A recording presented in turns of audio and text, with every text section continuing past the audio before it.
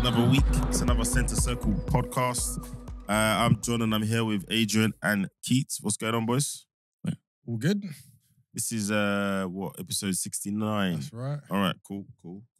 Don't worry, soon I won't even have to ask you. Yeah, trodden along to number 100. We'll see the 31 episodes to go. Yeah. And we'll do the big 100. It's the dreaded international break.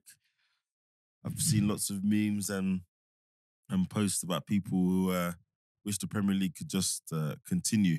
Yeah. But if they put international breaks in the middle of the weeks, people would complain then. These games have to be played at some point, right? But there's been some interesting games. We're going to run through Lee Carsley's first game as England manager, with a couple of England players going back to a country that they played for at one point, which is a bit mad. We'll cover some of the other Nation League's games, some of the interesting ones. So, Italy versus France, Germany, Hungary, the Netherlands versus Bosnia, and San Marino finally doing something they haven't done in a long, long time. Then we'll go on to talk about Cristiano Ronaldo and his 900-goal achievement and some wonderful statements that he made.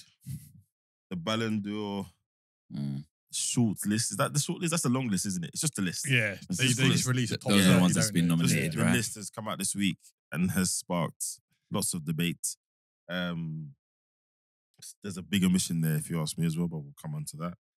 And Emma Hayes has been talking about diversity within management and why some things maybe have not changed as quickly as they could do.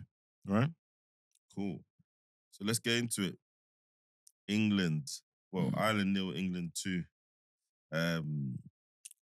The two gentlemen I mentioned, Declan Rice and Jack Grealish, have both played for Ireland in some capacity or the other before switching allegiance to England.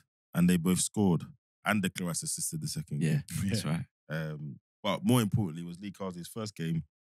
He picked, as I think we discussed on the last pod, picked an interesting squad, which I think we've been crying out for a bit. Yeah. Adrian, you saw this game. What did you think about it? You know, it was a bit of the kind of, for me, it was a bit of the same. And what I mean by that is when England are playing an opposition that they are superior to in terms of technical ability, football IQ, I can't take much from the game. You know, don't get me wrong. There was some nice little interchanges that was taking place in midfield between Mainu, Rice, and Grealish, and Trent starting at right back and him bringing on Gomez, to play, have a role and play DM and see what that looked like. And I think that was a nice touch.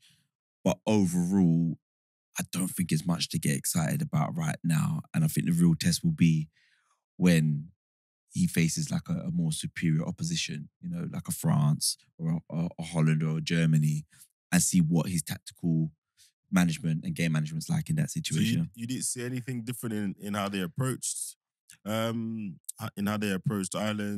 even in maybe some of the players he selected, solving any of the existing problems? I would say no. And the reason why I'm saying no, because when England has played inferior opposition under Gareth Southgate, they've dominated. They've controlled the pace of the game. They're interchanging. They're free-flowing. They're more confident. So I can't take away, because Lee Carsley's come in now, that his ideas are coming to fruition and they're great already. Because like I said, when I've seen England play weak opposition under Gareth Southgate, they've bossed it. They've looked amazing. Well, but hold on. Historically, we've seen where England have played games against teams who, you know, have a low block, and England, in theory, on paper, should be obliterating them, and they've laboured against them lots of times. You know, they've come away with a 2-0 or 1-0, where actually, you know, they've struggled to break through. They looked a little bit devoid of imagination. But we've had that conversation about England lots of times in the last 2 or 3 years. But again, when I watched his performance, I didn't see anything that was different to that. Majorly different. Okay. It wasn't like incredible. It wasn't like loads of, like, what's the goalkeeper's name? Gallagher. He pulled off some good saves, but like I said, I've seen this from England. They've had like chances and the keepers made blocks and the defenders made blocks, and they've come away with a 2-0 win, whether it's really convincing or they've just done enough to get the result to win. So I hear you, but even if as I look at the lineup, right? Mm. He even picked a lineup. And the people who had to drop out injured were who? Phil Foden Bellingham. and Bellingham. Okay, fine. So even in the back four, Mhm. he's for one, Trent started. Yeah. In the back four. Number one, difference there. Number two, he's tried to address the whole left-sided issue with Levi Colwill. I said Levi like I know him, you know. Yeah. Colwill. And has gone Gay and Maguire at the back. He's still picking Maguire. But anyway, he'll get over that in due time. Yeah. So even there, that says to me, okay, fine. I'm going to almost do the obvious thing and not be hindered by... It just felt like Gareth had his staple players Mhm. and anything outside of that, he wasn't interested in. But I'm going to counter that because we look at the World Cup, the Euro selection, sorry. He put in people that no one thought he was going to put in. Do you understand what I'm saying? So he did take a risk with some of them. In some aspects, in some aspects. That's more in terms of the squad. I think what John's referring to is like the starting lineup yesterday. You had Trent at right back, who should have been playing right back at the Euros, in my opinion. Didn't need those two DM experiments to get there. 100%. Yeah. And this is not Gareth Southgate bashing competition. No, I'm just saying, that off the bat, when I saw the lineup, I thought, okay, moving with a little common sense here. Yeah. And even like the whole Grealish thing, like we're going back to Villa days, Grealish kind of had that free role in the 10 at Villa, which he hasn't had at Man City, like pretty much since he's been there. Yeah. And he's like, well, you can do that job. I've seen you do it for England. And considering he didn't go to the Euros, it's quite a lot of trust to put in someone who didn't have a great last season. This summer, his England future was in doubt. Hasn't played that many minutes this season for Manchester City.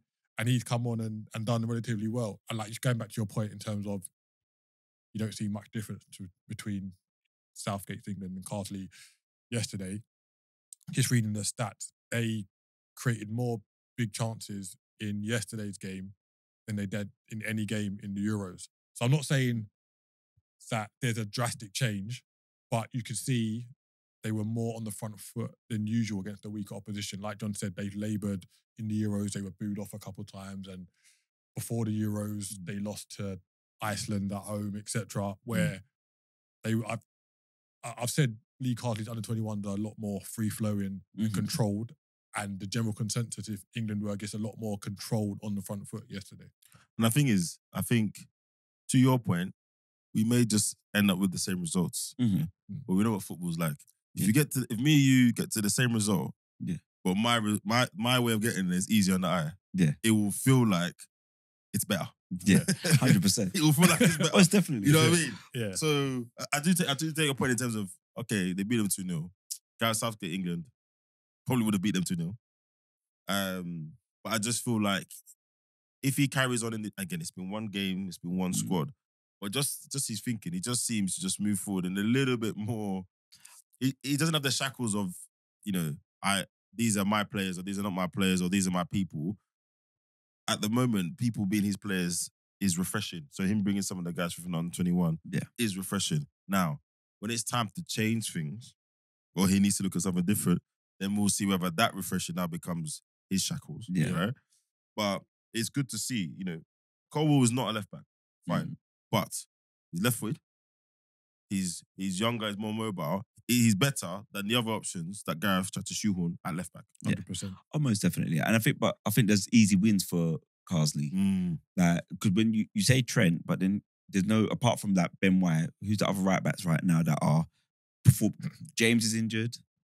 Trippier. He's retired. But yeah. He's retired. All right, so then Trippier. I got a theory about that, but we'll do that off mic. So then there's no, what's the real other option at right back at the moment? Then you look at left back again. What's the real option at left back at the moment? So you said that, but only 3 months ago, Gareth didn't see Colwill as an option at left back. And I'm not saying that's right or wrong, but what I'm saying, it's an easy picking. It's a common sense. It's a common sense. It's a very much common sense picking. Exactly. But he's still stuck with Harry Kane. And you have to, innit? Well, you don't have to. You can be new. And what I saw of Harry Kane, it was pretty much of the same. He was in areas that serve no real threat. Who would you have played instead of Harry Kane? Yeah, Watkins hasn't started this season, and Tony hasn't played, and there's no. Solanke's injured. Solanke was injured, so again, Bowen easy over Harry Kane. You can. You, But you can play be- Bowen as a 9 for I England? know you don't like Bowen. No, that's the... Listen to the question. Listen to the question. I know you don't like Before Bowen. you get me. I said, would you play... You know his agenda against Bowen, right? I said, would you play him as a 9 for England? If I'm looking for something different, Alright, yes. cool. Because this is the I'm time just to asking the experiment. question. It's against Ireland. You don't have. You know what Harry It's still Kane a brings. competitive game though. It's a Nations game. And I understand. And England have to... Because they remember they dropped down, didn't Right, I they? was about to Yeah. say, so even as an extension to your easy pickings, as Lee Carsley, bruv, you need to obliterate this like second tier of the Nations League. Yeah, because Do all of this stuff their now, do group it is nicely. relatively easy, isn't it? Yeah, so yeah, okay. But look, Harry Kane, come on, it's Harry Kane. Even last season, yeah, he didn't have a great Euros, but didn't he score more goals last season than he did? He's got all these awards, you know, Bundesliga top scorer, this, that. Bruv, he had to play. But Anthony Gordon started again. You could argue Phil Foden was around. He might not have started. Mhm. He had a couple of chances that I think he should have finished. You know, the chance that actually led to the first goal. Yeah. That's should have put that away. Would have done great for his confidence. And then of course Kobe Menu. I think him and Declan are starting that's the midfield now, innit? partnership. That's Now, it. yeah. That's it. Which I think is Yeah, good few is years great. out of them. Saka played every minute again. So look, I think it's a good showing, and then he brings on Morgan Gibbs White.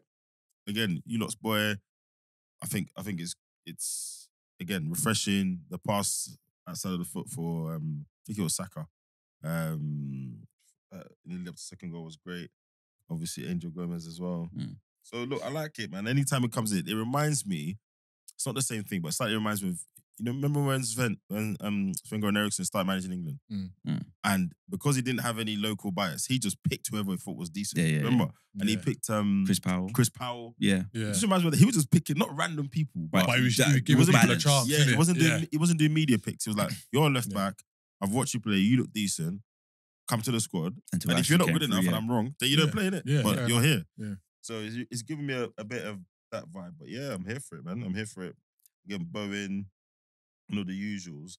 Obviously, Rico Lewis didn't get on, Conor Gallagher didn't get on, Livramento, etc. But Konza, but they're there. The Nation lead, by the way, K's there, and I think it's going to be interesting. It's going to be interesting. Got Finland on Tuesday. Get another opportunity, and maybe we'll see again, depending on how he's taking it. Maybe we'll just go full strength and name an unchanged lineup, or he might rotate a bit of his squad. Finland might have some strengths that mean he's got to use different people, AK or whoever else. We know Rice is playing because obviously he's suspended, so we know he's definitely playing. Yeah.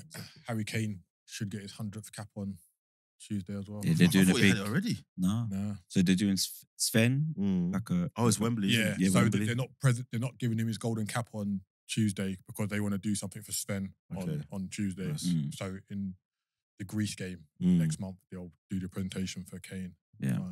I'm going to that game on Tuesday actually. So For sure. But like I said, for the USA. Like I said, I think it was a good positive. It was positive, but I'm not jumping because I saw in the chat someone said, "Oh, England look much better without Bellingham."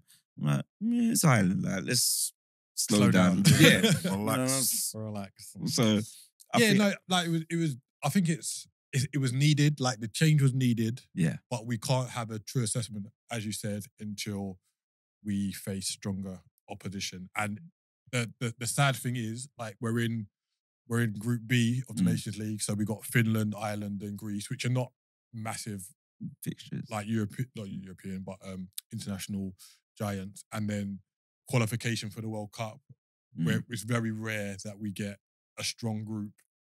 So for the next kind of 2 years to qualification, we're not really going to get a true barometer unless they put in some decent friendlies around that. that. So yeah, it won't be till the World Cup, whoever's in charge. Yeah. We won't see if there's a drastic change in kind of how England perform. So, sorry, at what point do you think England need to make a decision? So I'm just looking at the fixtures now. It's a bit of a round robin thing, right? Because it's a league business. So we'll play Finland on Tuesday, then Greece, and a reverse Finland fixture in October. Then the reverse fixtures of Greece and the Republic of Ireland in November. So at that point, he would have managed, what's that? 1, 2, Possibly. 3, 4. You would have managed 6 games. Possibly, yeah. Well, at what point? Do you think they don't need to rush? Or So for me, I'd give him the job just because he knows you've been saying the that. England setup, and I'm an advocate of him. But- But if they were to appoint, I think they'd have to appoint someone before the World Cup qualification starts. So I And think that that's in starts March. In March, okay. I think So it's- you I think would it's say October then? Yeah, because It gives that person a chance to see enough players. yeah. To start so identifying ahead what of he wants to do. So what are you saying? So let him do the Nations League games. And yeah, then to your because you point, can't get your World Cup qualification from that. You know, you can go into like a special pot if you win it, blah blah blah. So yeah, like just give him. If you're not going to give him the job, let him see these games out, and then for your World Cup qualification, you know you've got your person in charge and get to see someone that in a through. good couple of months before that. Do a couple of Yeah, training like camps, do a Adrian couple of said, friendlies. yeah. But it's the Sweden going to pick, right? Well, Eddie Howe, Grandpa. Well, I think unless he does really, really, really badly, he's got to be a favourite for the job. He's got to be in the hot seat for the job, surely. Carsley, Yeah, he's got to be. Unless he does really badly. Yeah. I think unless he has a disaster, he knows the setup, he knows the players. This way of choosing your manager has worked for you before, right? Gareth Southgate's been the most successful England manager Under 21s. since they won a World Cup, no? Yeah, About 2 finals, a semi-final. Yeah. So I think there's a lot of things that stack in Lee Carsley's favour. yeah. Like we said with with Spain winning the Euros, their manager, who wasn't a known Spanish manager, managed the under-19s, managed the under-21s, won competitions at both. Carsley won the under-21s last year. Like the continuity is there, innit? Yeah. And like you saw that with the players that he's bringing in. They're not his players, but they're players that he's worked with, knows what they can do. He's like, I haven't got Bellingham, so maybe let me bring in Gibbs White, let me see what he can do, etc. So I'd give him the job, but I'm not the one in charge, innit? All right, cool. So look, a good start for Lee Carsley, a good start to the Nations League campaign, even though they shouldn't be in that group. Which again, Gareth Southgate, you got relegated to that group. Anyway, all good. So moving on to the other results. Bit of a surprise one. Italy beating France 3-1. I was listening to a podcast a couple of days ago, ESPN one. Gab, I can't remember his surname. Is it Marcotti? I can't remember his surname. And he was like, France are gonna turn up and deal with us. Everyone thought it was a foregone conclusion. But clearly not. 3-1. Keith, did you see any or much of this game? I didn't see much of the game, but catch the highlights and read the reports about what happened. And before the game, I saw France's lineup and I was like, why are Kante and Griezmann starting? Yeah. Just in terms of, you've just had an international tournament. You know who their manager is, right? You just had an international tournament. tournament. Doesn't do change like that. And like, it's time to freshen it up a bit. Like, you can just pick some new players. Like, I was impressed with Elise getting picked and starting because he had a really good Olympics. And then I saw Saliba and Konate starting. I was like, oh yeah, this is good. Like, Upamecano is not really not really doing it. And then he's not started this season well either, mate. Yeah. And then they go 1-0 up in the first minute with Barcola. I was like, okay, maybe he's just trying to refresh things slowly. Yeah. Kind of have the old heads in there with the new kids. Yeah, because sorry to cut you. Yeah. You say that about the lineup, but Barcola started. Elise started. Yeah. So you got to have a balance, right? You can't. It's a competitive game. It's not friendly. But legs in the middle though. Well, Like, anyway, I think the results are going to prove Keith's point. But sorry, go on, Keith.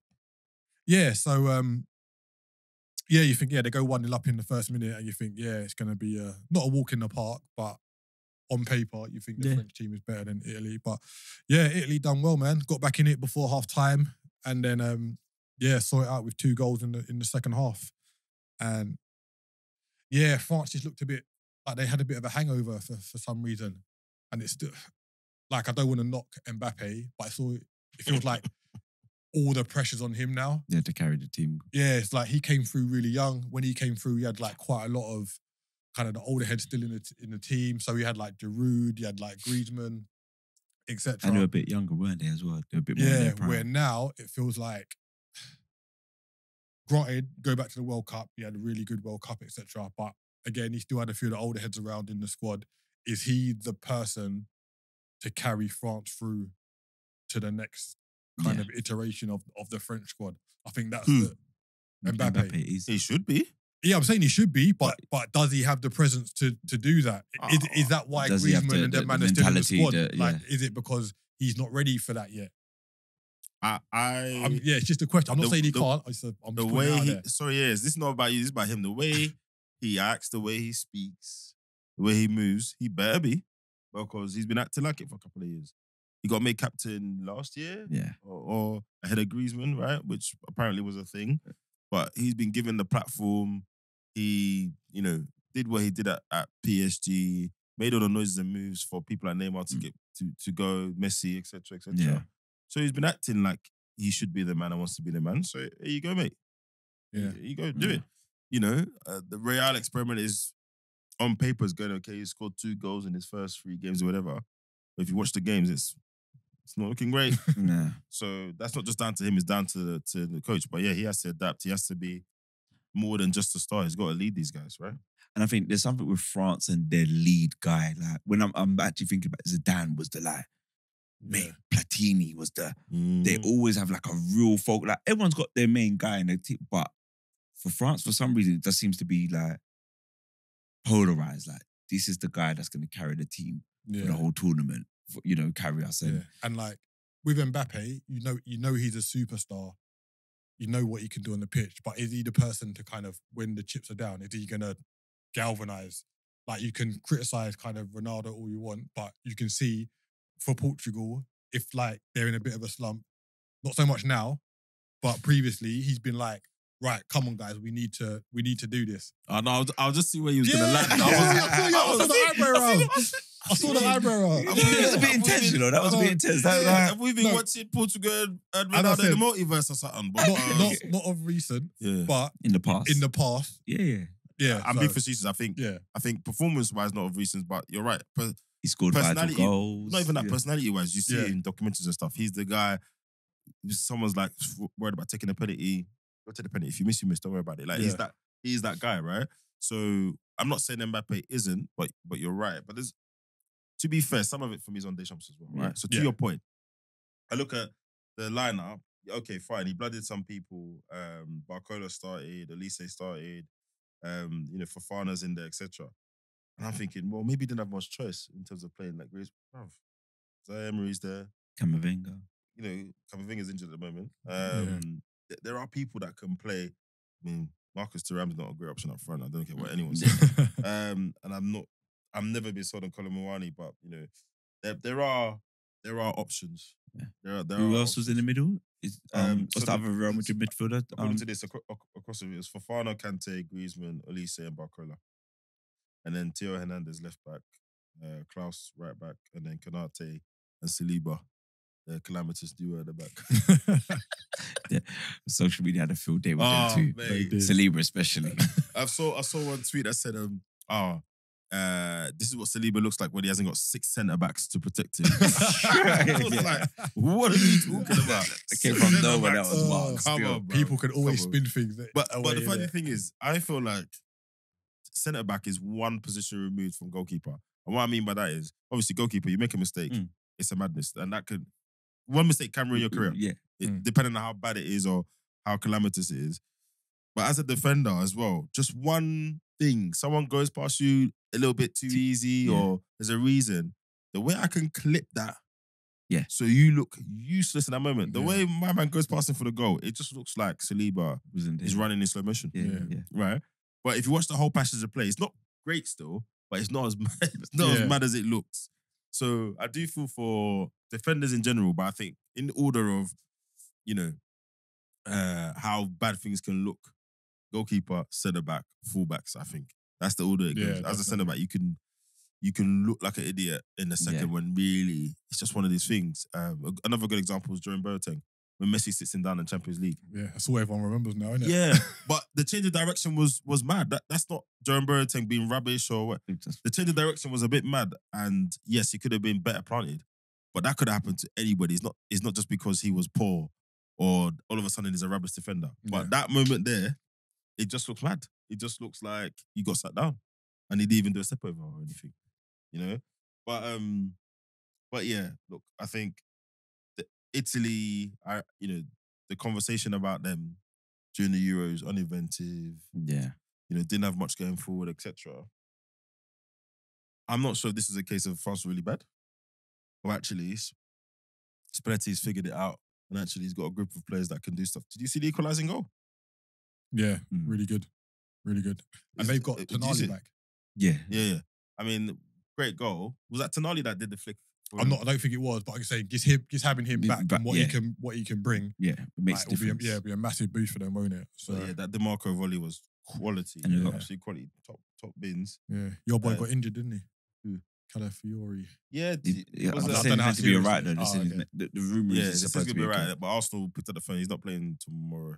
Arsenal picked up the phone. Send him back. Yeah. So Send the so private yeah, jet. interesting to see that one go forward. Yeah, 3-1. DeMarco, Frattesi, and Raspadori for Italy, and then Barcola for France. So he scored in the first minute, and then that was it. That's it. It was just Italy kind of pressed on all the way through. Right. Moving on. Germany 5, Hungary 0. Mm. The Wonder Kid show. Well, I mean, what's his name? Nagelsmann. Nagelsmann's got this team up and running. Yeah. It's like the international Bayern Munich almost. Kid, did you see any of this game? No, I didn't. Just caught the goals. Yeah. 5-0. I mean, where are Hungary in the? So Hungary rankings. got promoted because they beat up England in the last. Oh yeah. So I think they beat them 4-0 at home and like 3-0 away or something like that. Yeah, like that's why. So yeah, you would expect Hungary to kind of put in a better performance. Yep. No, you know what? I think it was from what I saw, it was a bit of like a fair battle. It was quite equal, Yeah. but I think what we're getting with Germany now is they've identified quite a few young talent that are quite exceptional, Yeah. and the front line looks really threatening. Like you got Musiala, you got Kai now. Kai's just found a new level of form. Then you got the one from Leverkusen, but. And they're looking. His goal was good. Yeah, and they all scored. They all scored, and then you got your favorite striker, West Ham. Oh, Fulkrug. Nice little tap in, but well, he scored though. He was there. scored, and That's that's what I'm saying. So I just think there's a number of things that's going really well for them at the moment. In the front, in the attacking lineup, and they seem to be finding the right balance. Yeah, and they got the option of interchanging Fulkrug and Havertz. Yeah. So like Havertz started the last couple games up front. He played in like the 10 essentially. Yeah, floating around. Yeah, the weekend. And it worked. So, Keep a bit of experience in the bed. Emre Can still hanging around. I don't know much of the other players to be honest. I like the centre back Tar, who's at Leverkusen. He's really good. But yeah, Musiala, man, like he's just showing like just how good he can and will be. Yeah. For me, like every time you see him on the ball. Yeah, he's special, he's proper. man. He's proper. And to your point about the kind of front six, basically, you got Andrich and Pascal Gross, kind of sitting at the base, double pivot. Yeah. And then Wirtz, Havertz, Musiala, and Fulkrug. And Fulkrug might not be the most mobile, but again, the other three are. Yeah. So it's a bit of a swarm as they move forward. So yeah, good start for them. And Havertz keeps scoring. Yeah. Another goal. Yeah. And he had some in the game. He had he had a header that I think just went over. I think he had a shot that hit the crossbar. I think he had another header that hit the crossbar and came off the line. So he's just looking up for it at the moment. I think he's found his feet, and he's vice captain as well. Yeah. So they made Kimmich captain. And then Havertz is vice captain, one of the vice captains. Yeah. So yeah, I mean, let's just take this second. Remind me how this Nations League thing works again. So there is Group A, Group B, Group C, and it works on like a promotion and relegation. So there's more than one group in Group A, more than one group in Group B, etc. And if you finish top of the group, in Group B, you move up to a Group A group, and if you finish bottom of the Group A group, you move down to Group B, and the same with B and C essentially. It's like Group A, but pots 1 and 2 almost. Yeah, fine. And again, they've kind of done linear. it. You don't move from pot 1 to 2. If you get bottom of pot 1, you just go to pot whatever. You go B. Okay. C. And they've done it because they wanted more to kind of not get rid of friendlies, but make that friendly weekend more competitive. Yeah. And to be I fair, like it. It has been. But what they've done now, they've created more games. Yeah. So basically, it used to be the top two semi-final, final. Now they've added in quarterfinals to it. So again, people, like, I don't know if you've seen this week, Bernardo and De Bruyne both come out and complained about the fixture. Yeah, I wanted to talk Backlog. to you guys about this. Right? But yeah, they've made it quarterfinal, semi-final, final now. So they've just made it a little bit bigger. Yeah, okay. Well, and this replaces the qualifying for the Euros, essentially. Yeah, so you could so I don't know how it works with the World Cup.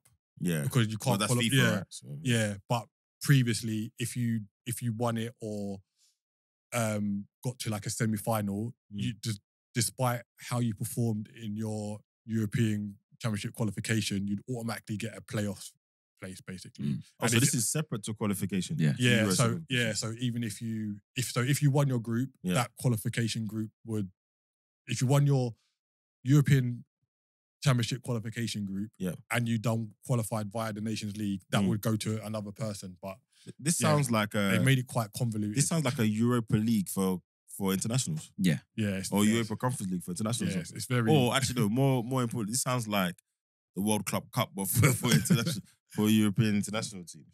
Yeah, but So- I don't mind it, to be fair. Like I I say, prefer it. like when England were in Pot A, they were playing some decent teams. Yeah, so, exactly. yeah. And they weren't beating up San Marino every week. Yeah. That point about Ronaldo. fixtures, and I'm going to come back to that Yeah. because everyone wants more money, but they want to play more games. Holland, say Holland, the Netherlands. Someone corrected me this week.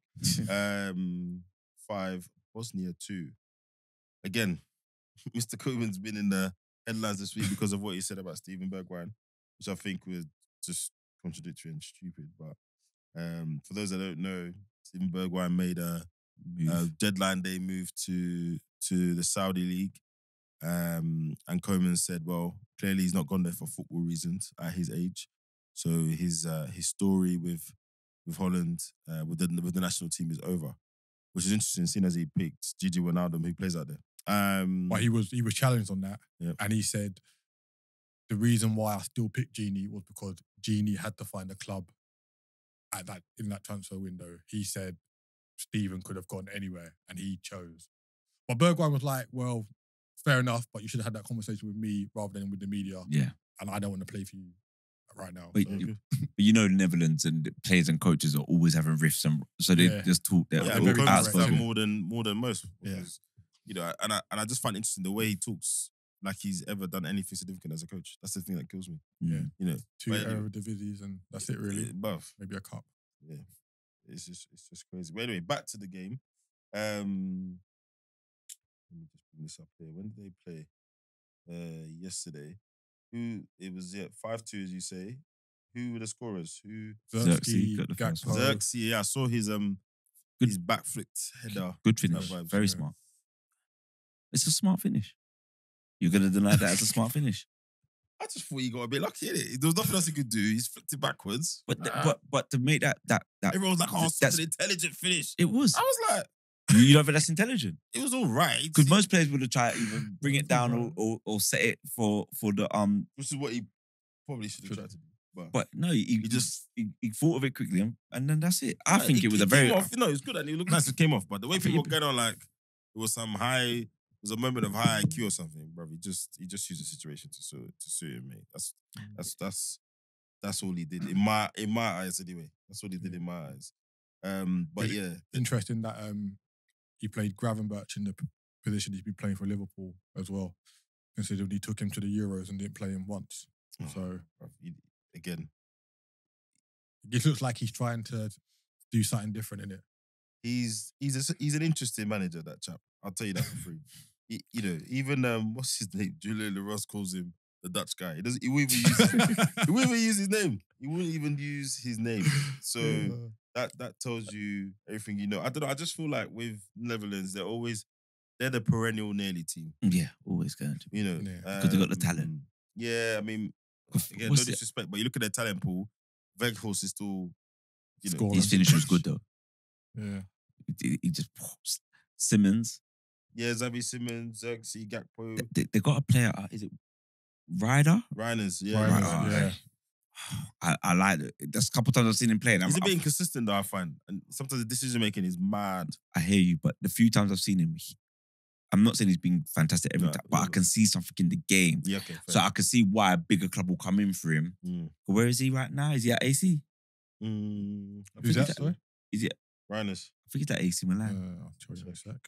Yeah, he's AC Milan, you're right. Yeah. AC Milan. I could see him getting a move to a bigger club if he gets a bit of consistency, because he does some like he was what's the word I'm looking for? He was quite positive and direct in that game. I feel like the Netherlands strike me as one of those countries. If they let go of their national coach rule, because you have to, I don't ever think I've ever seen someone that isn't Dutch No. manage that team. So they just do this merry-go-round of the same people. Mm. You know, it was Advocat. This is what Koeman's second or third stint in the job. Yeah. Van Gaal's done it a couple times. So It's just like, come on, man. There are other managers out there. Ten You're- Hag be next. Yeah, that's what I'm saying. You're a small country. Like, and it's almost like Ten Yeah, Hag right. and Slot. It's too early for you. Like, don't worry, Yeah, don't but worry. you're Yeah, coming. But you Oh, look yeah. at some of these players and you wonder actually say, well, actually, it's part of the reason they've always been nearly, man, is because They haven't they branched haven't out. expanded the leadership, the coaching pool for so long. Yeah. They've just been using some of the same old ideas. So you got all this new talent coming through, But it's the same. and you're still using the same legacy thinking because you just keep rotating the Yeah. same coaches. Because lineups, all right, you know, Dumfries, who I think's Nick to live in personally, but the lit. Say of him what you will. Obviously, VVD, you got Nathan Ake, Shooting, I don't know much about. Reiners, Gravenberch, Siemens, Xerxes, and Gakpo. That's It's a decent team. And they got a good bench. They got Frimpong on the bench, Timbers on the bench. Mm. Yeah, Both they- Timbers, yeah, right? both Weghorst, Timbers, yeah, yeah. both Timbers. Justin Clive. I didn't even know he still made the squad. Robbie Yeah. Mallon. Yeah, man. So I don't know. I feel like their limitation almost is their coaching choices. Yeah. Because again, we're not talking about coaches who have done anything spectacular. I Yeah. mean, apart from Van Gaal, and Advocat, you know, he hasn't managed for some time. No one's done anything Yeah. spectacular. But I think they might just be having their like you said, the next two are lined up, right, to take over. Yeah. So we'll see what that looks like. It's true. And again, it's Nations League. For these guys, I think, can they mold this squad into something that's actually going to fulfill their potential? Or are they just going to be another Belgium? Yeah. Yeah, it'd be interesting. But I think the one thing that's different about Holland and Belgium is Netherlands will always produce very high technical players Yeah. and never met. You understand what Euros once, Yeah. where Belgium, they what quote unquote the golden generation. We've got to see what's the next talent pool. But Yeah. Netherlands have actually consistently produced It's 3, almost a 4 conveyor belt, isn't it? of technical players. So like I'm going with what you're saying. You've kind of kept the culture the same, Mm. and maybe that's been a hindrance. Yeah. Well, yeah, I agree. And that's not to say Dutch coaching hasn't moved forward, as we're seeing, you know, as much as we joke about Ten Hag, if you take away his Man United stint, he plays in a quote unquote more modern way. Slots the same, etc. But you just kept giving them the old Dutch coaches that had their way, and they would leave the Dutch job, go to club jobs, Yeah, and then come back. and then the old way isn't working, and then come back to the. It didn't make any sense. Yeah. There was like the total football needs Yeah. a little revamp. Doesn't yeah, it? exactly. And then lastly, San Marino, Big them up. finally won a game. I think it's been 25 years or something since they've won a game. Yeah, it's into competitive game. Yeah. Competitive game. I think they beat. Did they beat? Was it Liechtenstein or someone? Yeah, I want to say And like when I saw who they beat, I said, okay. that kind of makes a bit of sense. But I mean, yeah, they beat Liechtenstein 1-0. How? I always think about countries like San Marino and say, it kind of just is what it is for you guys, right? Yeah. You're a small island. Yeah. You know, unless you start doing what some other countries have done and start giving citizenship to Brazilians and stuff like that. Yeah. Then you're kind of stuck where you are. So like they should enjoy it. But I don't know.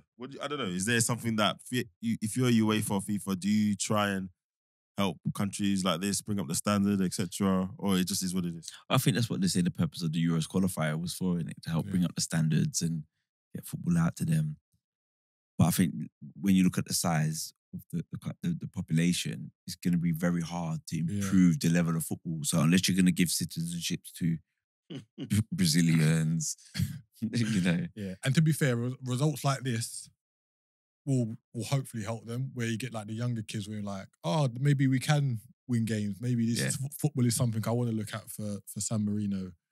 Like I don't know what their sporting export is. What's their number one sport? Is it football or basketball?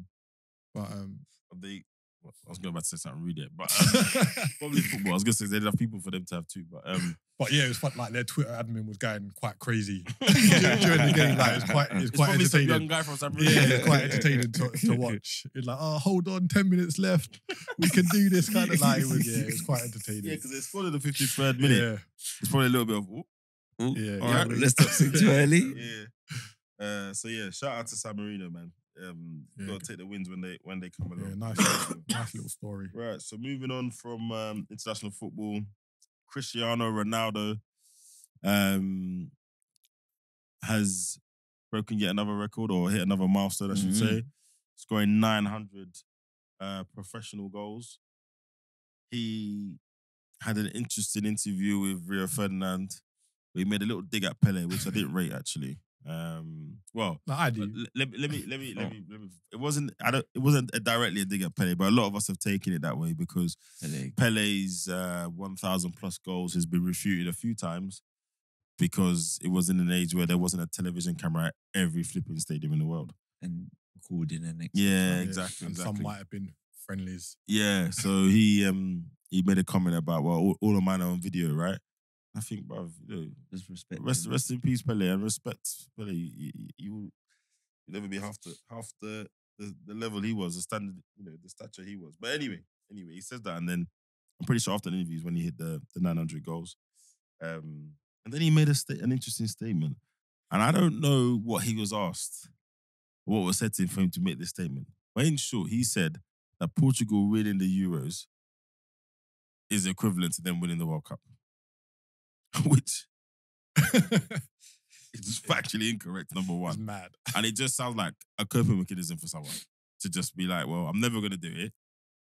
You can't use it to slander me because this is where I stand on it, and that's it. Yeah, I've never heard such a load of rubbish when it comes to football. Yeah. How can you say it's the equivalent of winning the World Cup? You've played less people. Yeah. And you haven't had to beat your biggest rival. Yeah. It's like he tried to make out that Portugal is such a small, unfortunate nation. The best they can do is winning the Euros, and I managed to do it with them. Nonsense. Absolute nonsense. That's what it is, isn't it? That's what it is. And but he's Cristiano. He says things at times that don't make any sense. He contradicts himself. But let's not take that away from his achievement. 900 goals is mental. And he says that he's right. He's it's all on video. And then you look at his club stats. Crazy. The amount of goals he scored at Real Madrid, I didn't realize it was that many. Yeah, he's phenomenal. I think 2, 3, 4, 5, 6, and 7 were all at Madrid. Really? Yeah, because his first was Sporting, 100 was at Man United. I think he scored 135 plus goals at Man United. Yeah, and then there were 2 Portugal ones. So yeah, like no matter what you want to say about him as a person, as a pure footballer, professional,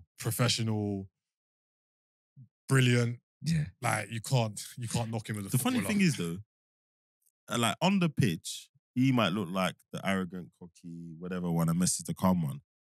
But over the years, we have many stories that off the pitch, Ronaldo's a nice guy. Yeah. Like he's genuinely a nice guy. If anything, off the pitch, Messi is the diva off the pitch. Apparently, so we hear. Yeah. But in interviews, that doesn't come across. Yeah. The arrogant guy comes across in interviews. But apparently, off the pitch, he's a nice guy. He's a welcoming individual. And then again, when you see some documentaries and he's in around team, etc., you can kind of see some of that play. Sorry to cut you off. Do you think if Messi done more English interviews throughout his career, there'd be less of a what's the word I'm looking for? Debate.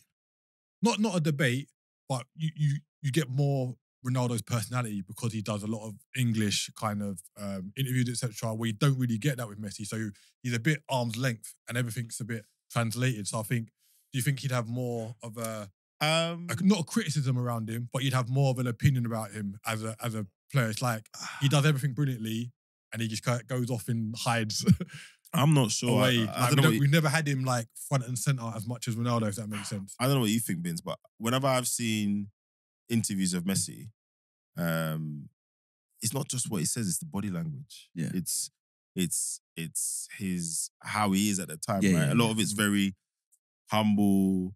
I saw an interview he did with Zidane. I think it was in the last year or so. I think when they were bringing back the Predators and stuff. And even just the way he was talking to Zidane, and Zidane was talking to him about his stuff he's done, and he was kind of like, "Nah, man, that's a minor almost." And Zidane was like, "Bro, you mad? Yeah. You're Messi type vibes." And so I just think overall, I think maybe he's a bit more of an introvert, etc. He, even if he did more English speaking interviews, or I think, It's still gonna come across. yeah, I the think it just come across as the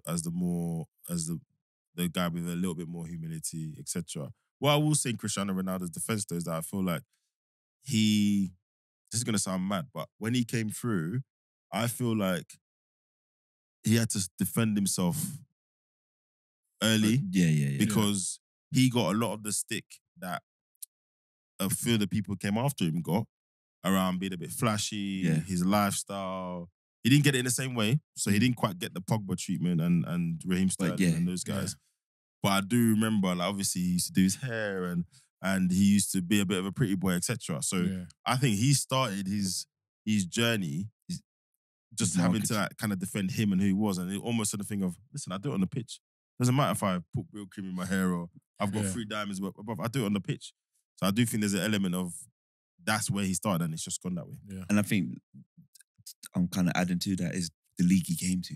He came to English league, and the English mentality was like, the flicks and the tricks, it's not needed. Put him in the air. Put him in the air, yeah. Listen, our friend said a video today of his debut, half an hour debut, right?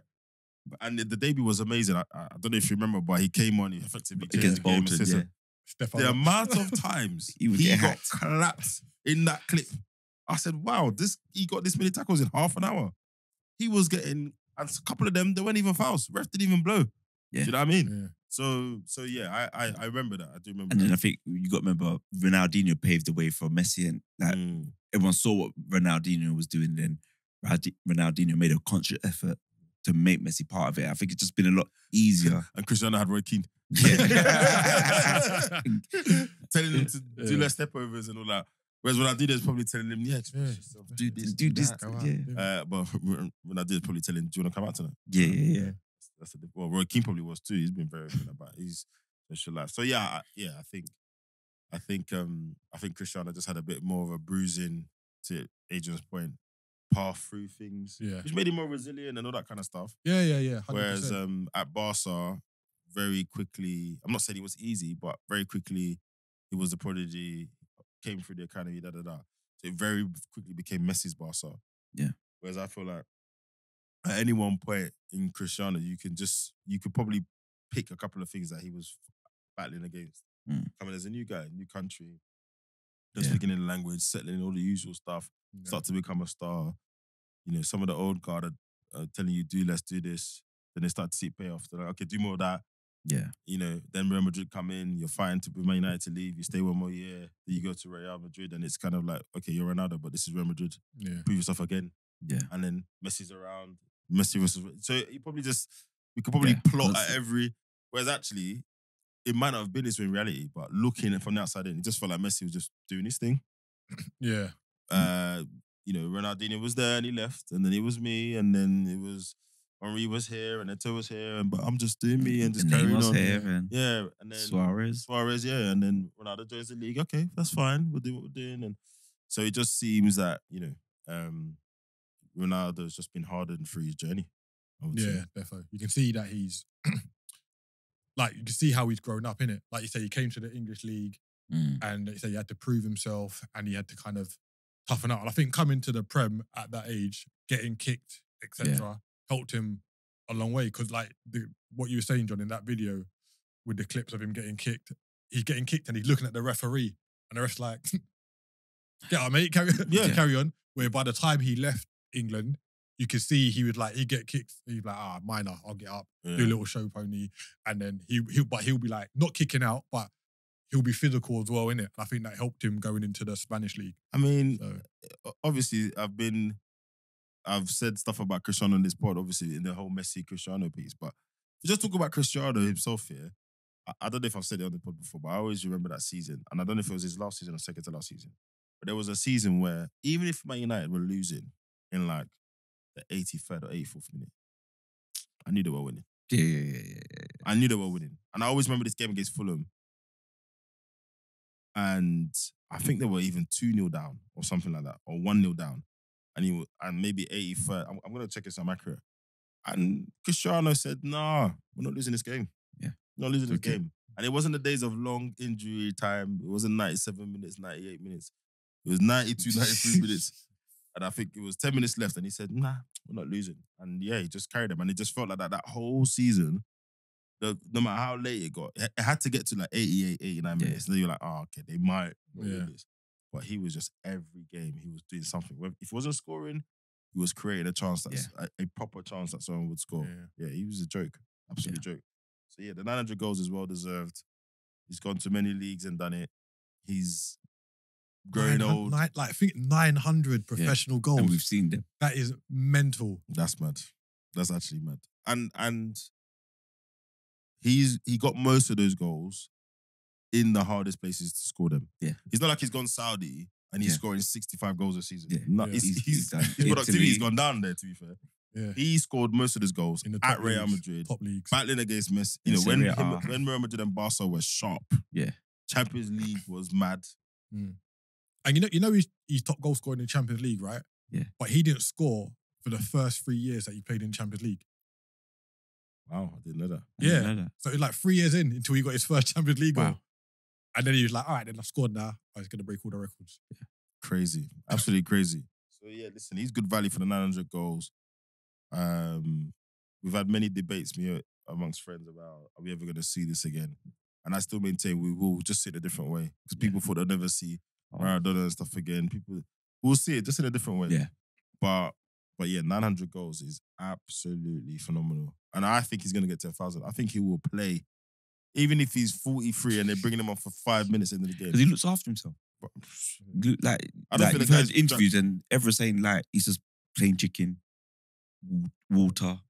Like it's not a joke. Even he sees documentaries and he's like, I don't drink this, I don't do this, I don't do that. I actually feel like if he wasn't playing football, he'd probably still be the same. He'd be that guy anyway. You know? Still on Ronaldo. So he said, it might have just been before he broke the record. He said, I will decide when I retire from Portugal. Oh, yeah. But it was kind of along those lines. He's like, I'll know when it's time to. Do you think it will? Wait, add the next bit though.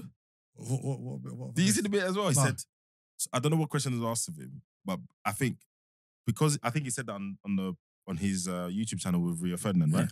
So then I think at pre-Portugal press conference, someone has referenced that and then turned it into a question about him being a star. Oh, okay. And he said, yeah, as far as I'm concerned, as long as I play for Portugal, I'm a star. So my question was, no matter who the manager is it up? It's basically up to Ronaldo when he retires from international football, isn't it? Like, I don't think there's a manager that's going to be like. Well, I don't even know that's the question you asked because no manager decides when you retire, I guess. I thought you were going to say whether he starts. But I don't think there will ever be a Portuguese manager that doesn't pick him without being told by Ronaldo, I'm not available for selection. Unless Jose Mourinho becomes a national coach. Yeah. I don't even think like that happens. No, I think Jose would. I think Jose would. I think Jose would. You think I think like you're not covering the same distance. You're not doing this. No. I think it would be like, but you remember All or Nothing, the Tottenham one?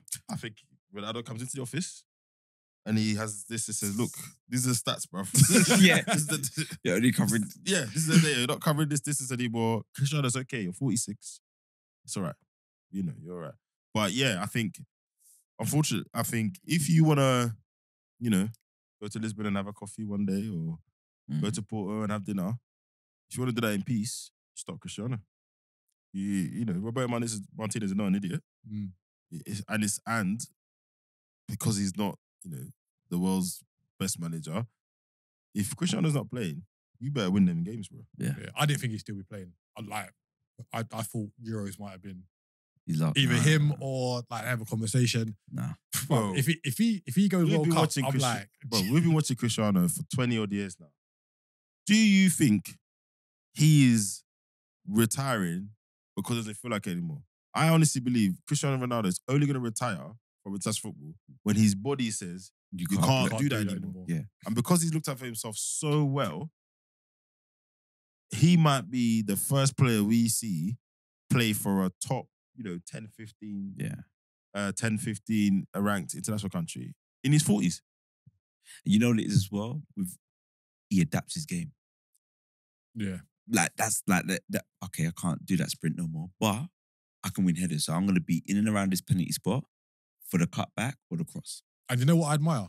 You know when most of the older players feel their body breaking down, they're like, "Oh, it's going to go in midfield." He's like, "No, that's not my game. Yeah. I'm still staying up top." But it's like you say, the flick-ons, what run to make, etc. And I admire that. You know what I mean? Well, I think it's a combo of things. I think it's that, plus they have a relatively weak manager. Yeah. The two come together. Yeah.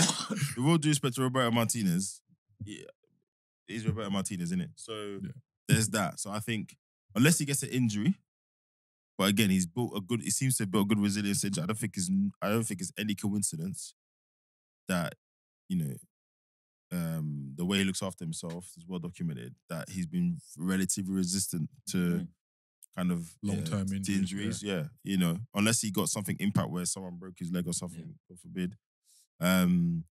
He's been all right. So unless he gets a major injury, he'll just decide one that this is long, bruv. But there's nothing in his career so far to decide that he's that kind of guy. He wants to win. He wants to just set it, leave it at a level that no one else will ever be able to reach again. I reckon that's what it is, bro. Yeah. He wants to leave it. Is that no one's gonna do this. No one's gonna play to 41, 42 like I did and play as many World Cups. And then I'll leave it. And then no one can touch me. And then I'll revel in it for the next 40 years. Run off into the sunset. Mate, I think you lot have to get prepared for Ronaldo, the media personality, bro. Yeah. If you think this is bad, that's going to be serious. You think he'll leave football in terms of, like some people come like club ambassadors, like so. I think he'll leave like football. Negative. He's basically going to be Portuguese Beckham. Yeah. To be fair, the YouTube got 30 million subscribers in how many hours? I think they must have had that plaque ready. Because he got the plaque like the day after. You get the gold plaque. Yeah, YouTube must know, man. They know, innit? They know. Yeah. They're like, okay. They probably had conversations. They probably had conversations to say, my deal is different to everybody else. Innit? My monetization deal is going to be different. Even before I touch the platform, I'm Cristiano. Is this is what I'm bringing to you, YouTube. Type vibe. So I won't be surprised if that happened. Adidas. No, Nike, sorry. Nike ambassador. Yeah. I think, actually, I revert a little bit what I said. I think he'll do football stuff in Portugal, but it'll be like for the kids, because I think he's got academies already and all of that. So he'll pour more into that. Yeah. But he's just going to become Portuguese Beckham. He's gonna probably go overdrive in his business stuff. He's probably got, some legacy stuff that he'll do with Saudi, and that will propel him to another level. He can go all over the world, apart from America. So he can do what he wants, basically. yeah. So, but I guess your point, what is he gonna do? I think he's gonna go more in the personality side rather than going into the football side. Like he's not gonna be the next president of the Portuguese Football Federation. Yeah. He's not gonna do that. Yeah, big him up though, man. Yeah, man. 900 goals. Bro, it's all right if you don't get 1,000, man. Retire. What else happened this week? The Ballon d'Or list came out. Let me pull it up. So, Ballon d'Or, for those of you who don't know, is an annual award for effectively the best player in that period, whatever best means. It's voted for by journalists of France football. Yep. And I think the shortlist is compiled by reaching out to, I think it's to journalists as well, wider network of journalists. And then the final judging is done by the France football panel. Mm-hmm. It's hotly contested. Some people hate it, like Adrian. Yeah. But apparently we're reliably told players love it, right? And obviously Cristiano Ronaldo for 21 years or so dominated it. One or two people won it here and there. Karim Benzema 1 year. Did Modric win it 1 year? Yeah, Modric won it. Luka Modric won it 1 year. Michael Owens won it. That's why you got to put some respect to Michael Owens' name. You know, it might be a. To be fair, he didn't win this iteration of it. What did he win? He won. So He won the old Ballon d'Or. Ballon d'Or back. So you had the European Player of the Year Yep. and the Ballon d'Or. He won the European, Player of but the they Year. merged it. But Yeah, it's still a good Still a accolade, thing, yeah. So wherever you think of his panditry, right? Respect Michael Owen. But so a couple of things with this year. First time in 21 years that there's no Messi or Cristiano Ronaldo on it. But there is one glaring omission from the 30-man shortlist. Is that someone we mentioned earlier? Yes, it is. AJ. Okay. Who's missing from the 30-man shortlist? My Egyptian friend. No. I'm well off. Musiala. Oh, yes. Sorry. Which I think is mad. And actually, there's an argument that he probably should be on there more than maybe Yamal or Williams. Half the man on there. And probably man on there before that I could. Yeah, I didn't read it properly, but the whoever the head of the Ballon d'Or is came out with a statement saying why he wasn't on it, and I was like, I should have read it properly. But even so, you look at some of the names. So the general consensus is that this list is very underwhelming compared to previous years, and we've had a conversation on this pod just in terms of the quality of football over the years is either dipped or there's not a bigger gap between the really good players and the average players. So essentially, we've just got a steady bar of not okay players, because there's some players on the list who are really good, but the differential isn't that high anymore, basically. And I think that's what kind of the main problem is. But some of the names on the list, like Lookman. Why is Lookman on the? He had a great final. Yo, don't do that. No, he had a good I'm with final. him here. Why is Lookman on the list? Okay, so good. Is this like a unity thing? I just got to double check. Like, is this a unity Like a thing? nations Nations unity supporting thing. I just got to double, like, I'm like, I want to hear what angle John's coming here with. Yeah, and it's not only Lookman. I was going to say a couple names. Because then I'll be like... Nah, not... Yeah, you do. Nah, not even, but I think... Look, it's a 30-man long list, right? And this would be an easy argument to make if they hadn't omitted Musiala, right? Yeah. But if you look at the season Atalanta had, the season he had, right? And then his performance in the final as well, if you're talking about 30 people to put on a shortlist, he's got to be on there. Okay, so why How many goals Rice did- on there? Oh, bruv, I don't know. I'm not gonna lie. I don't know. That's what I'm saying. So, Yeah, so certain people I can like, because again, if you look at it and say, okay, at that level, almost at that tier in Europe, Atalanta did well, got to the final, played really well, did all right in the league. Slapped up Liverpool. Do you know what I mean? Like, dealt with them.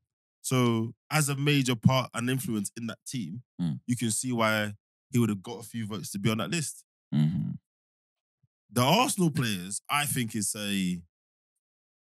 apart from Saka, it's a football purity thing.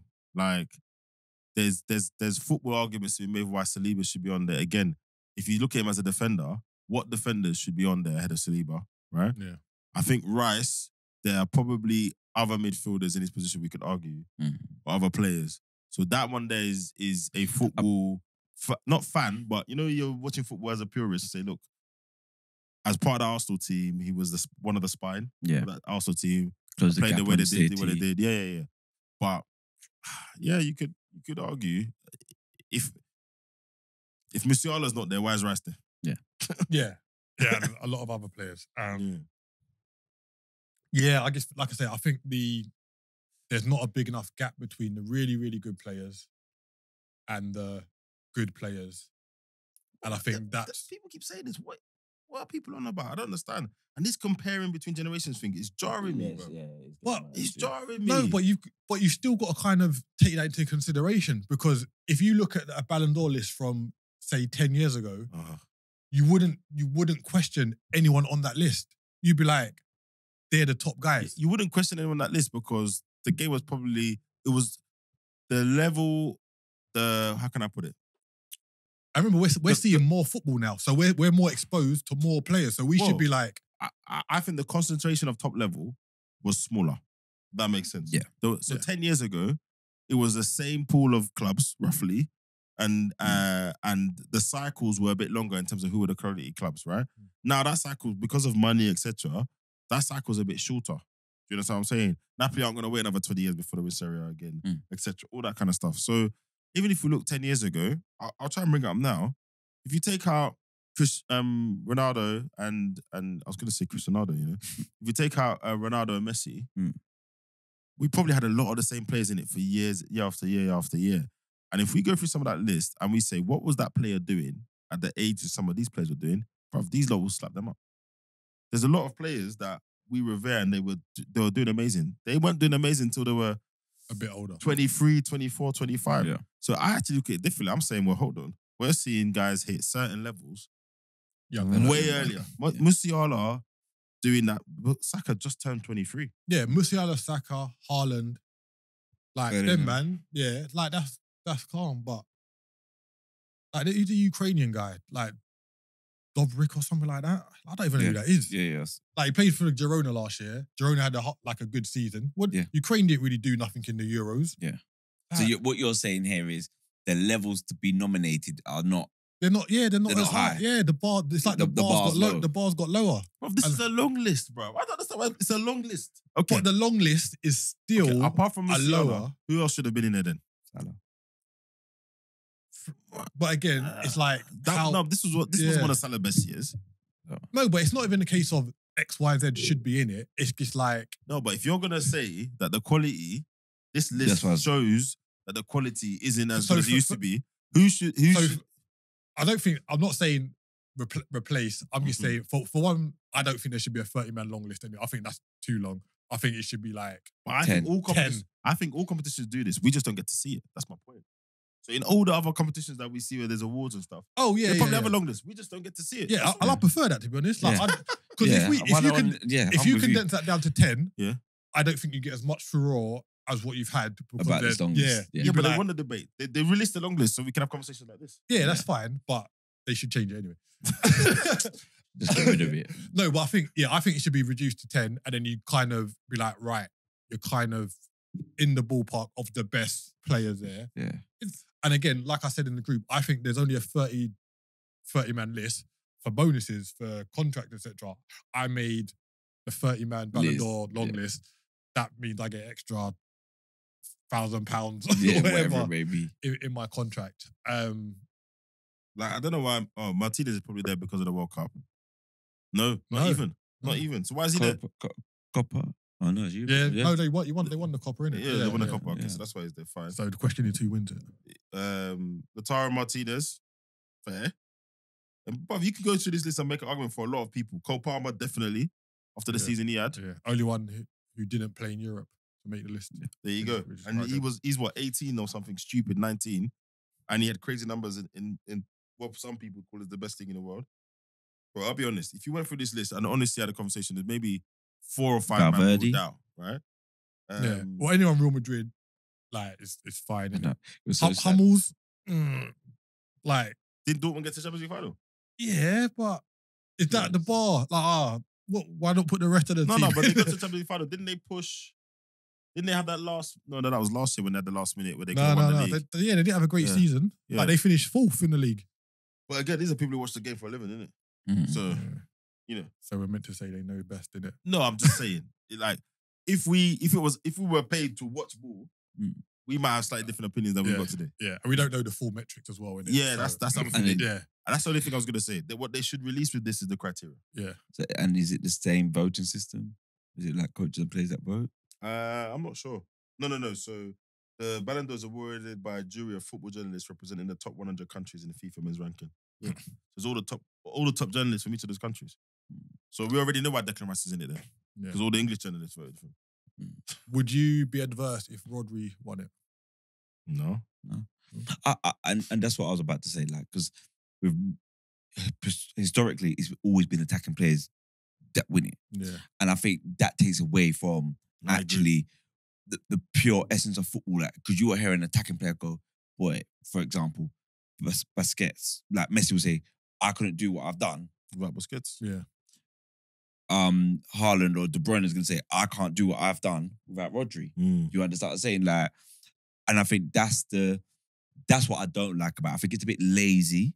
It's majority of the time being attacking players. Like, it was a revelation when Cannavaro won it. It was like, oh my God, a centre-back won it. But actually, I think there's been more centre-backs, more midfielders, more goalkeepers that deserve to win this award. And I think the journalists have been quite lazy in, let's just go with Messi. Tick.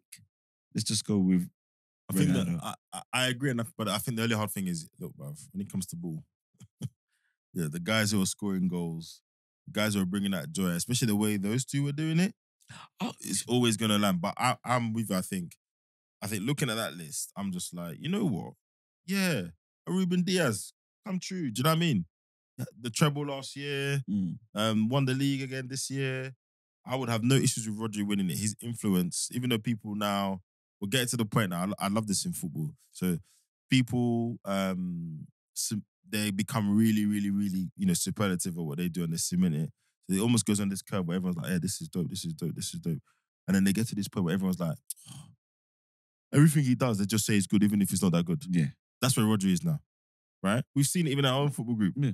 Man has said, Rodri just does a 5-yard pass and they say he's great. And I'm like, no, but other people do that and it breaks down or it doesn't do well. Yeah. So he's super important to the most successful team in the Premier League the Premier League has ever seen. Yeah.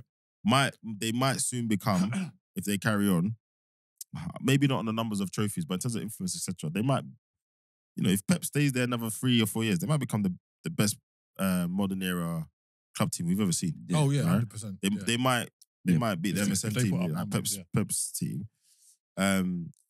He's super important to the current European champions. Yeah. I mean, what more do you need to win I a Ballon wouldn't d'Or? begrudge him, and then Vinicius, I'd say. I think it will be Rodri, Vinicius, Bellingham in some order. Bellingham? Yeah. I think it will be. No, Bellingham? just because what he he's in the done. top 3? Yeah. I'll be surprised if he's not. I I'll be would very as well. surprised. Is it? Just because of numbers. He's gone to Real Madrid, the stature, and what he's done. He's taken on fair. that mentality to take on the leader. Yeah. You and if England had won the Euros, nailed. No, but that's different though. Yeah, I know, If but you I'm won the saying- Euros, so I would have said nailed. there's an argument to say I wouldn't be surprised if Yamal came third. Again, put up numbers in the league, won the Euros with Spain, went to his first tournament and did well in Spain. I won't be surprised if he comes third. Didn't do great in the league, did they? They didn't, but he did. He done okay. But They came second, no? no, I think they came. Yeah, they did. They pipped Girona. Just- Yeah, just they came pick second. it. Yeah. I think, but what it is for Bellingham, it was like just the way he's gone from Dortmund, like his story. No, you're right. Yeah. And I think he even though started so well in it. I think recency bias caught me there. Innit? The Euros and he's not been in the headlines recently. I was like, but yeah, you're right. But he's, and I think we look at the story like from Dortmund to Real Madrid, like he's gone from Birmingham yeah. to Dortmund, Yeah. left Dortmund, gone to Real Madrid, And also earmarked all as the the off the leader. pitch stuff as well. He does very well in articulating himself. He's good on camera. There's none of the issues that you normally get with players of his age. No off the pitch rubbish, anything like that. He's almost like he's 19 going on 30. You know what I mean? So yeah, okay, that'll probably be it. But yeah, I wouldn't be surprised if Lamar came third. I wouldn't be surprised at all. Yeah. And can I just say it's a bit of a travesty that the Ivory Coast manager didn't get nominated for Coach of the Year, considering Well, that's the other thing as well. all of the other But we know what about that. national We know what that managers is. who won a tournament got nominated. But we and know- like the fact you got even like the Atalanta. So it's Xavi Alonso, understandable. Yep. Ancelotti, understandable. Mhm. De La Fuente, Spain, won the Euros. Yep. Pep. Pep won the league Mhm. and done fairly well. Or he won 3 and 4 on a spin, innit? Scaloni, Argentina manager. Gasparini, Atalanta manager. Yep. And I think that's how he can get nominated. Like Atalanta, it was a good achievement for them winning Europa League. But Faye, who Oh, sorry, I forgot they actually won it.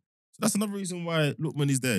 Did he score a hat trick in the final? Yeah. Yeah. That's why he's there. You're right. No, I just- but I understand what yeah, but that's we're talking yeah. about his You know, work. You're digressing.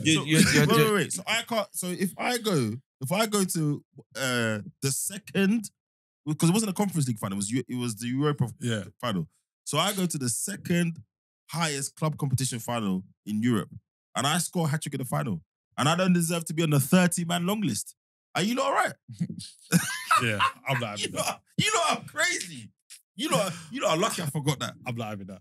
So that's not enough for him to get on the 30-man long list. He's got a hat trick. And not One some. game. No, don't do that, though. Don't do that. Wait, hold on. And not some digger hat trick either. I'm remembering the goals now. The ball didn't come off his shoulder. You know, there was bits. It didn't come off his knee. The hat trick was mad. Look, Holding. but this is what we're saying. Come on, lads, come on, You're come making on, the lads. bar Bar lower. lower. You're making the bar low. If all you've got to do is score a hat trick In the final. in a final No. To make the to list. get I'm not to make. saying that's the only reason. He was instrumental in their entire season and them doing well. Then he caps it off with that sort of performance in a final. That's not enough for him to get on the 30-man long list. Not for me, man. No. So so hold on, because he said he mentioned him first. So 15 GA, something like that. so is Martin Odegaard more deserving to be on the list than him? No, I don't think he should be on the list. So I'm not sitting there thinking Rice deserves to be I'm on not the saying list. because someone else shouldn't be on there. Like another person should be. We're saying, this I'm is what we're saying saying. We're saying the list is too long. Yeah, strip the The list. list is too long. Let me ask you a different question.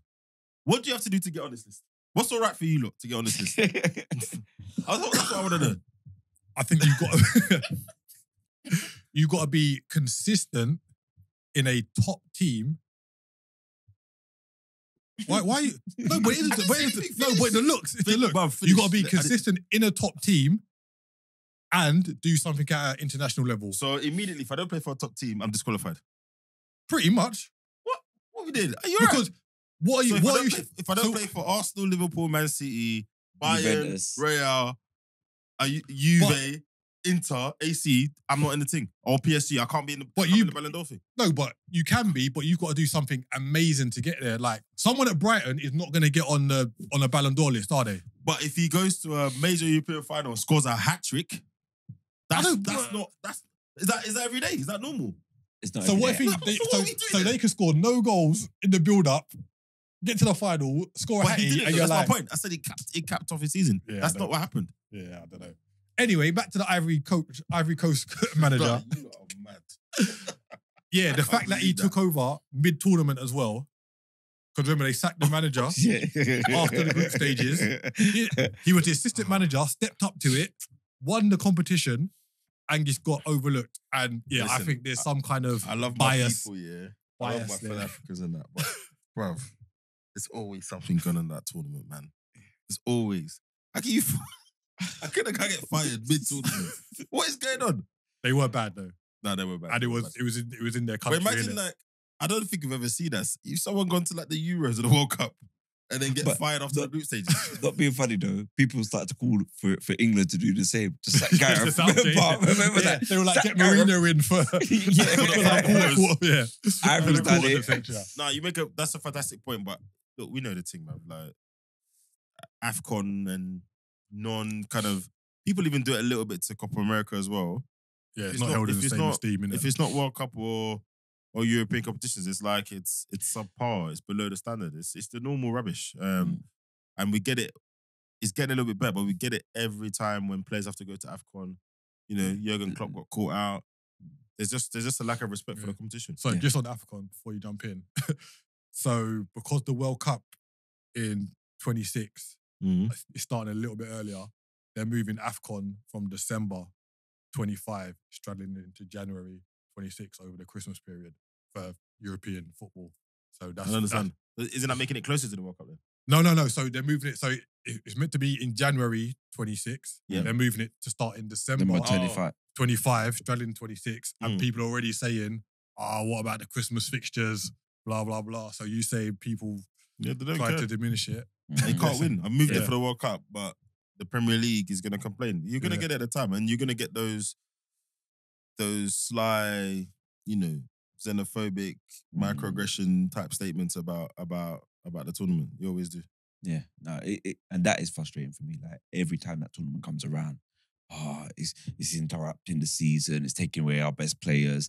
Why can't they play at another time? Like, it's quite disrespectful. Yeah, I agree. massively. And the thing is, the tournament's getting much better than what it was. Like, there was a period where you could be like, Not being fu- I understand why there's a little bit of ridicule. Like, Explain to me what that is. I don't understand why that was really no, the quality of the AFCON, Mm. say 15 years ago, wasn't that great. You And think? I'm not even like just trying to be facetious and like make a joke about it.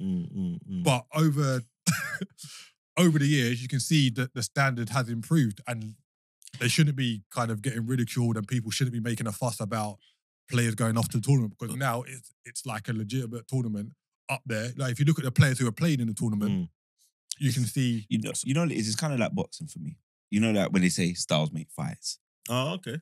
And what I mean by this is like, when we're not used to a style, Yeah. because remember, we're used to seeing African players play great in European football, but And now we've got flair and with this, flair and da-da-da. But now we've got both teams doing it. And we're like, oh, this is a bit too... But actually, we're crying out for that. And actually, the AFCON was way better than Euros. Euros was boring. That's the Like, point. it was predictable. It was conservative. It was safe. There's only Spain that really set the tournament alight.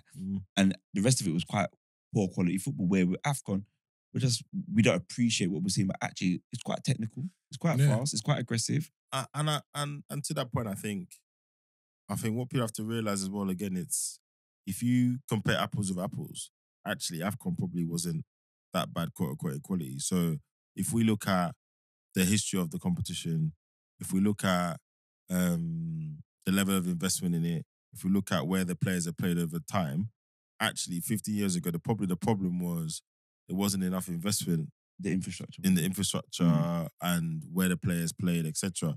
If you played AFCON in the quality of pitches that those guys play for their club, things would probably look a little bit different, broadcasting, etc.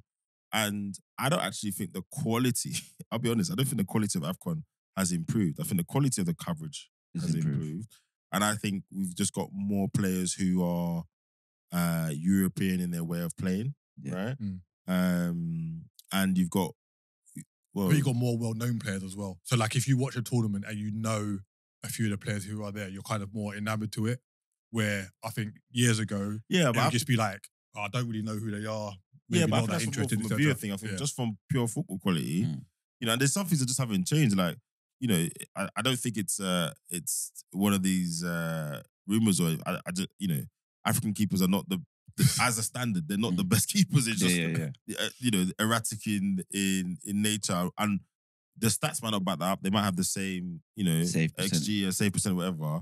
But just personality wise, keepers are mad. And then you just sprinkle in the individual personalities of all these guys. It's another level, right? You know, we can go through every African country and probably as a percentage of personalities in those goals, we'll find more, right? But I just think the general attitude towards it is just through to things that are not really football based. And like I said, quality of the broadcast, the you know, the couple of AFCONs we struggled to watch it, to get it on a channel that wasn't, you know, Eurosport or one of these Premier Sports or whatever it is. And to be fair, even when it's been on Sky Sports, a couple of them, they had no punditry bookending the game. Exactly. So, like, as soon as the final whistle went, boom, it was like cut to advert. Like, program. So not even a little analysis. Yeah, there's stuff like that. And I get it. Look, we're in the UK, right? There might not be a market, or they don't feel like there's a market, but, you know, all you got to do is do a bit of Googling. You'll find that there's enough people of African descent in this country that would enjoy that tournament. So yeah, I think now it's getting shown in a better light. A few prominent people speak up. You know, Gary Lineker has been very vocal about talking about AFCON.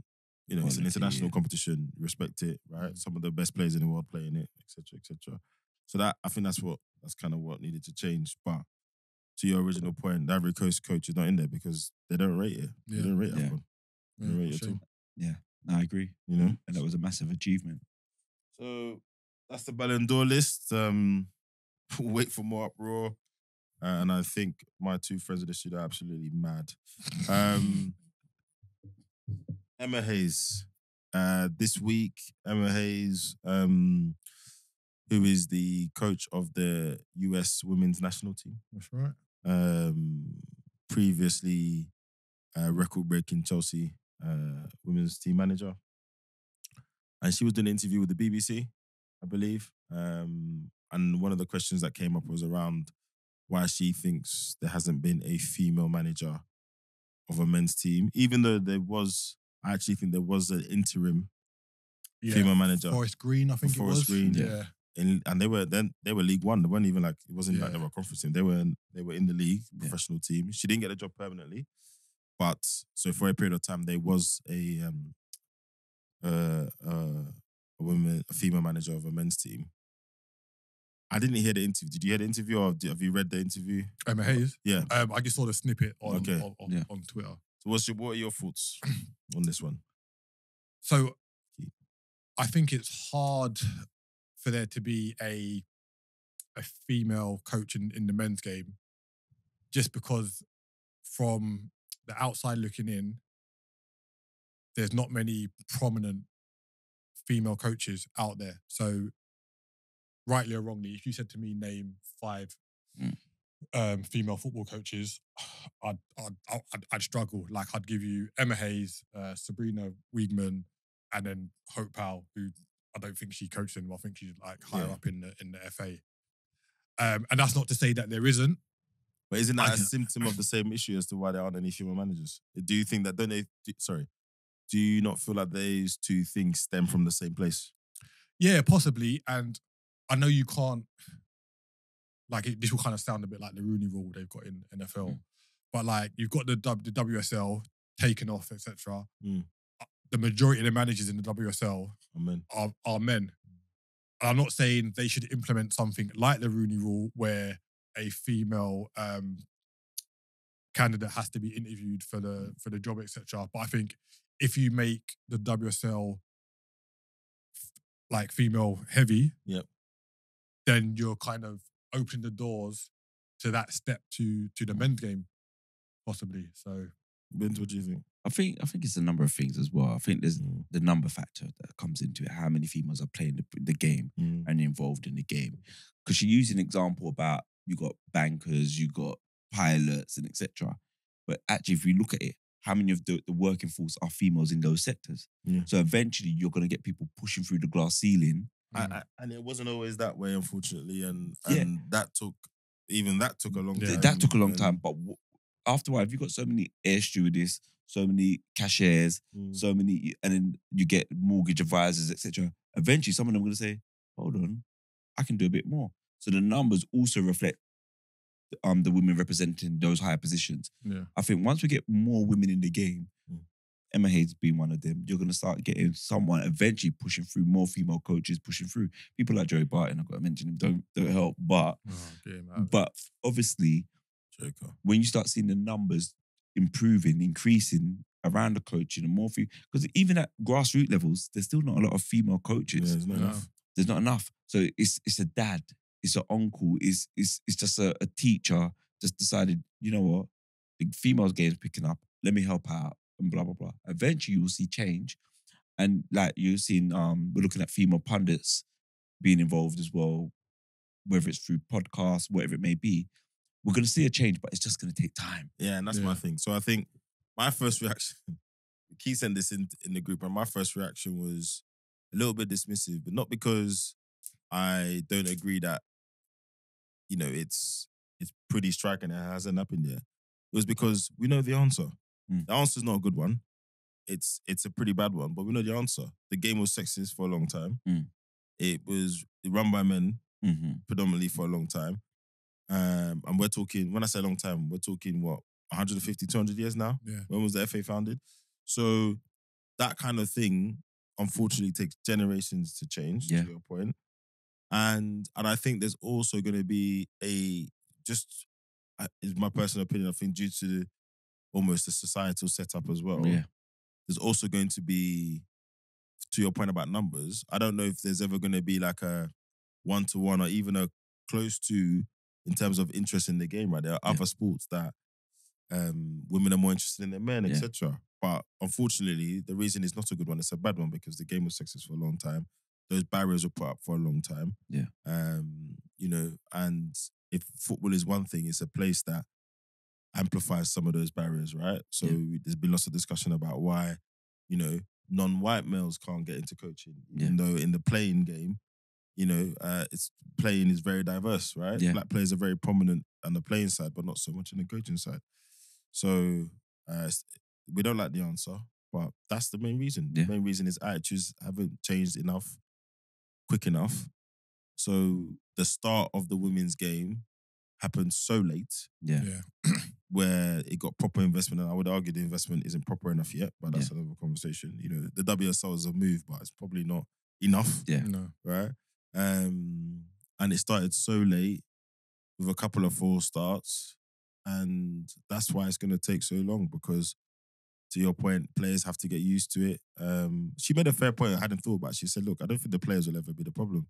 Right? Players are conditioned to respect whoever's in the seat, and they can lose that respect for lots of reasons, and they lose that respect with men, women. So actually, she didn't think it's more the guys upstairs, the people who make the decisions. So I think it would be more of a problem for fans and media in terms of like fans are just notorious.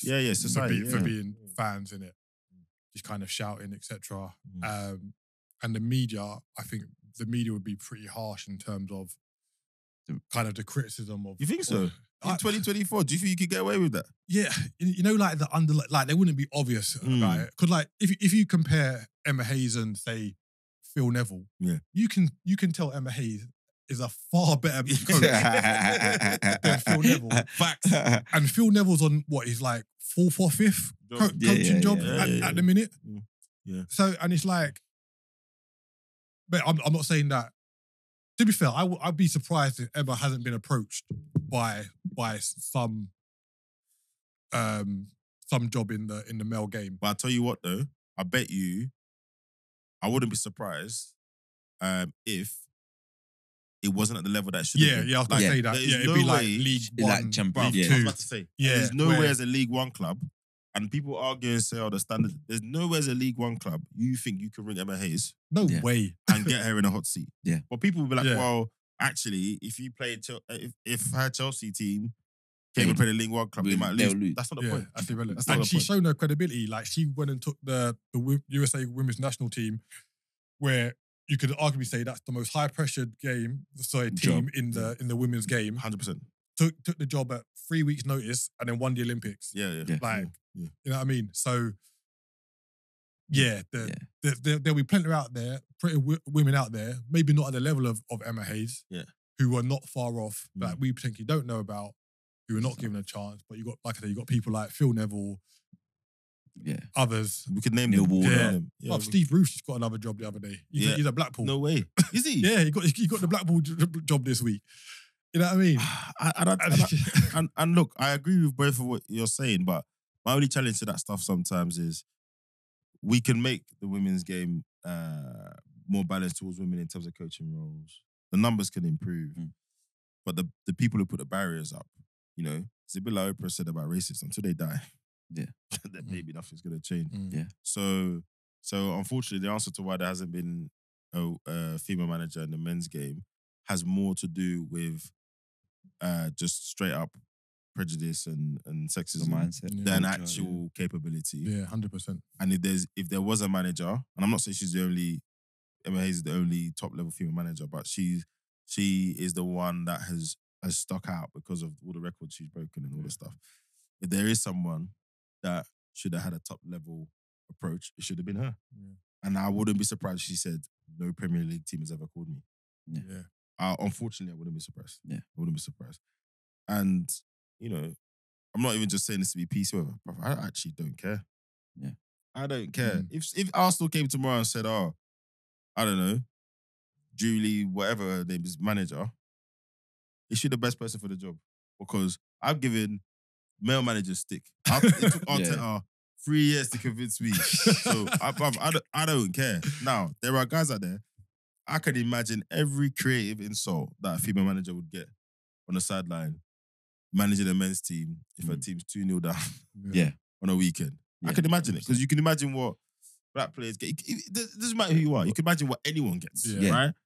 Whoever you are. Football fans are just another level when it comes to that stuff. Toxic and erratic and irrational. Unfortunately, if we make it into practical terms, do either of you think you see let's make it realistic. Do you either of you see a permanent female manager in the Championship or Prem in your lifetime? No. In your lifetime? I think you'll get League One or League Two, but I'd say you wouldn't get more than 2 in the next 20 years. Okay. I kind of set that question up badly, to be fair, because I don't think you did. And the reason why I don't think you did was because you're saying lifetime, which is what?